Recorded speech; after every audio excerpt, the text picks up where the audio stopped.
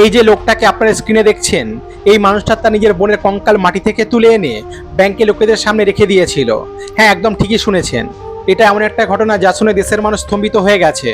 সবাই ভাবতে বাধ্য হয়েছে একটা ব্যাংক এতটা নিষ্ঠুর কিভাবে হতে পারে। ঘটনাটা হলো এই ব্যক্তির বোনের মৃত্যু হয়ে যায়। তারপর তিনি ব্যাংকে যান এবং বলেন তার বোনের কিছু টাকা ব্যাংকে আছে, সেটা তিনি তুলে নিতে চান, কারণ তার খুব প্রয়োজন। কিন্তু ব্যাংকের লোকেরা তাকে বলে দেয় তারা টাকা দিতে পারবেন না, আগে তার বোনকে নিয়ে আসতে হবে। তিনি অনেকক্ষণ ধরে বোঝানোর চেষ্টা করেন যে তার বোন মারা গেছেন, তাকে নিয়ে আসা সম্ভব নয়। তিনি আরও বলেন তিনি তার বোনের একমাত্র ভাই, আর তার কেউ নেই। কিন্তু তবুও ব্যাংকের লোকেরা তাদের সিদ্ধান্তে অটল থাকে, আগে বোনকে নিয়ে আসুন, তারপর টাকা পাবেন। এরপর ওই ব্যক্তি ব্যাংক থেকে বেরিয়ে যান। এরপর যেখানে তার বোনকে কবর দেওয়া হয়েছিল সেখানে যান।